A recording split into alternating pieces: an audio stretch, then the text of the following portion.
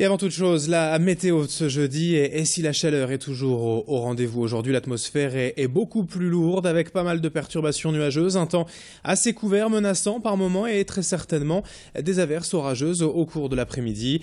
Rassurez-vous, dès demain, le soleil et le ciel bleu seront de retour. Les températures pour aujourd'hui, à peine 30 degrés pour les maximales. Cet après-midi, cela reste quand même au-dessus des normales saisonnières. Hier, sachez-le, le thermomètre a dépassé les 35 degrés et il faisait encore 27 degrés cette nuit à minuit. La météo, bien sûr, en détail, on en reparle après le journal. Mais pour évoquer encore cette canicule, cette semaine dans l'actualité, et savoir comment bien protéger nos amis les animaux, qui eux aussi, bien sûr, souffrent de la chaleur, nous sommes allés à la rencontre d'un vétérinaire lillois. Et tout comme les humains, les bêtes doivent avant tout régulièrement en s'hydrater. N'hésitez donc pas à proposer souvent de l'eau à votre compagnon à quatre pattes. De même, n'hésitez pas à le mouiller de temps en temps pour bien le rafraîchir. En revanche, le moins de sorties possible par forte chaleur, mieux vaut rester au calme et au frais. Et puis forcément, attention à ne pas le laisser seul dans la voiture durant ces périodes de canicule. Cela semble bien sûr évident. Dans tous les cas, si vous doutez de son état, n'hésitez pas à appeler les services d'urgence vétérinaire. Écoutez d'ailleurs ces quelques conseils d'un spécialiste rencontré par Xavier Silly. Même avec un pelage abondant, on a tout un tas de zones qui sont très exposées, notamment le chanfrein, notamment les zones qui sont situées à l'écart du pelage et toutes les zones qui sont de pilosité moins importante. Certaines races, comme par exemple les chiens nus, sont avec un degré d'exposition aussi important que l'être humain, et l'application de crème solaire, il existe des crèmes solaires spécifiques et nécessaires pour toute exposition, pleine exposition au soleil. Donc, à défaut de crème solaire, gardez votre chien ou votre chat à l'ombre. On note d'ailleurs une sensibilité marquée du chat au niveau des pavillons auriculaires avec l'exposition aux ultraviolets. L'actualité en bref, aujourd'hui, est ce terrible drame hier après-midi à Armentières. Un jeune de 17 ans est mort noyé à l'étang bleu. Ici, la baignade est interdite par arrêté municipal. Mais avec la chaleur hier, la tentation était trop forte pour un petit groupe d'ados. Et l'un de ces garçons aurait été victime d'hydrocution en allant se baigner.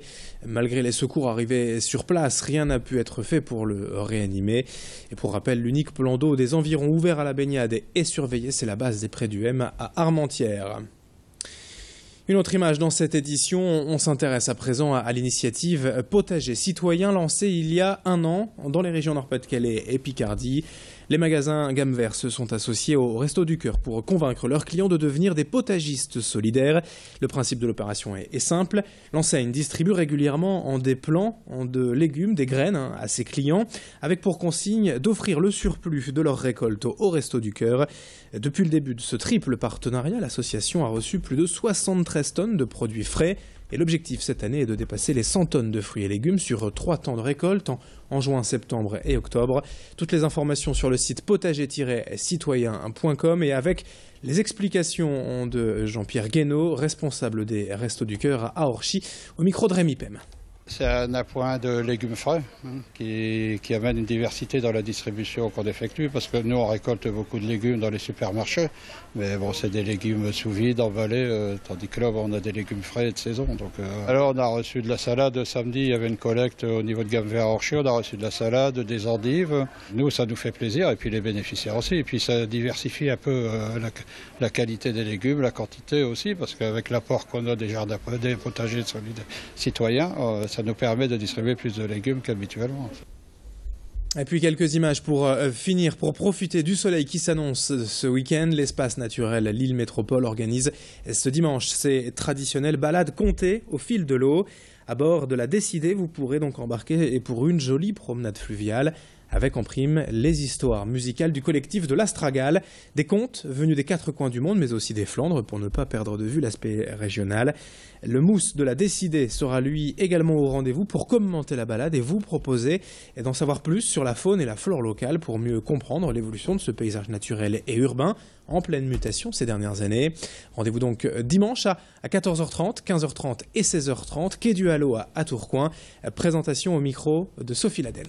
Il y aura un conteur qui va nous accompagner toute l'après-midi dimanche, donc qui va proposer des petits contes pour nous emmener voyager. Cette balade se passera en 2 temps, donc moi je commenterai la balade sur tout ce qu'on voit le long du canal. Et ensuite, donc, le conteur interviendra sur différents moments pour raconter quelques histoires. Et c'est la fin de ce journal. Merci à vous de l'avoir suivi. Dans un instant, la météo et l'infotrafic sur Grand Lille TV.